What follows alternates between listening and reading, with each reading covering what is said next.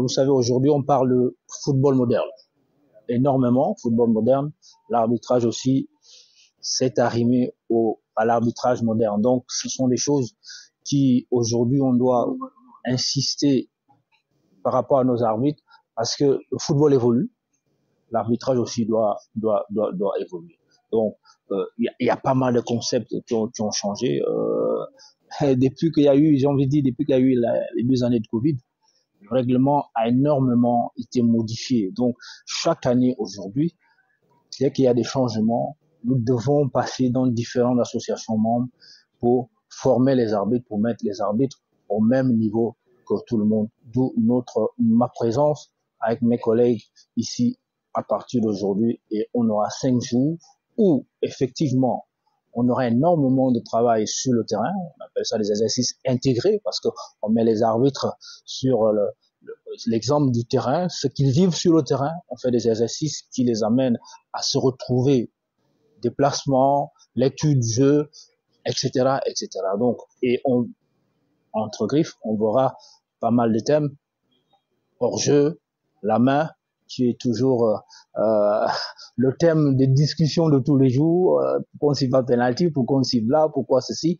Ce sont ces thèmes-là, pour ne citer que cela. Il y a le challenge, à la faute tactique, qu'on appellera, ou les autres appelleront, il y a un point faute cynique, où le joueur, il perd le ballon, il tire son adversaire par derrière, parce qu'effectivement, il ne faut pas qu'il aille marquer un but. Il y a pas mal de choses comme ça qu'on doit revoir, parce que ça existait déjà, mais avec l'évolution du football, on doit étudier le système de jeu des équipes. L'arbitre devient, j'ai plutôt envie de dire, plus qu'un arbitre, parce que étudier le système des équipes, on est entraîneur, savoir imaginer ce que le joueur va faire après un contrôle de balle, on devient aussi joueur, dont l'arbitre englobe tout ça, et comme tout ça est en train de changer, la FIFA nous envoie effectivement dans les associations membres pour essayer de tout faire pour que les arbitres soient au même niveau d'information. L'attente, c'est d'être assidu, et qu'à la fin de ce QMA, avant que je ne parte d'ici, que je sois sûr que le maximum a été assimilé par nos arbitres, parce que on ne parle pas seulement du football togolais. On a des arbitres internationaux qui sont des ambassadeurs du Togo, qui doivent sortir du pays pour aller arbitrer ailleurs, au niveau de la CAF, au niveau de compétitions aussi FIFA. Donc, s'ils ne sont pas au même niveau d'information, il faut pas qu'il y ait un déphasage au niveau des décisions arbitrales, tout simplement. Ok, avant toute chose, permettez-moi de dire d'abord un sincère merci à la FIFA et à la CAF qui ont bien voulu accorder ce cours au Togo. Un sincère merci aussi à la Fédération Togo de football qui a accepté que ce cours ait lieu. Ce cours est dédié aux arbitres et arbitres assistants élites. Les objectifs de ces cours, c'est d'harmoniser sur les dernières clarifications des lois du jeu. Vous n'êtes pas sans savoir que chaque année, les lois du jeu subissent très rapidement des évolutions, des modifications dues aux exigences du football moderne. Donc voilà un peu l'un des objectifs majeurs de ce cours. Les arbitres seront appelés à échanger avec les instructeurs sur des thèmes, à savoir les fautes tactiques.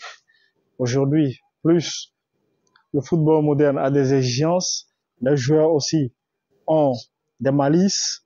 On aura échangé aussi sur les fautes de main qui créent souvent beaucoup de problèmes sur le terrain, des interprétations à tort ou à raison. On aura aussi échangé sur le hors-jeu.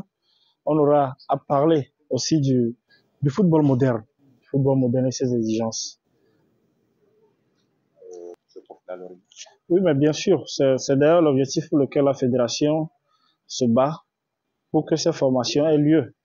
Alors, ce que nous exigeons de ces arbitres, c'est d'être assidus et qu'ils puissent donner le meilleur d'eux-mêmes. Ce serait un moment d'échange, un lieu de donner et de recevoir. Et à la fin de ces 5 jours, il va falloir vraiment que nos attentes soient comblées.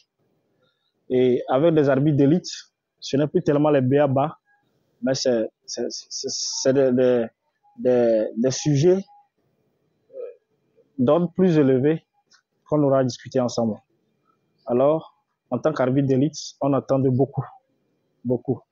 Est-ce qu'il y aura des évaluations à la fin? Si. On ne peut pas faire une formation et durant cette formation qu'il n'y a pas d'évaluation. Nous aurons des évaluations théoriques en salle, nous aurons des évaluations pratiques où nous allons mettre des arbitres en situation réelle de jeu pour voir exactement comment est-ce qu'ils se comportent et apporter notre touche pour qu'ils puissent améliorer lorsqu'ils vont se retrouver sur les matchs. Aujourd'hui, on ne peut plus voir un arbitre s'entraîner sur un terrain nu sans joueur. Pour s'entraîner, il doit s'entraîner en situation de match. Lorsqu'il se retrouve sur des matchs, là, il se sent réellement dans ce qu'il a appelé à faire. Voilà un peu les évaluations qui attendent ces arbitres.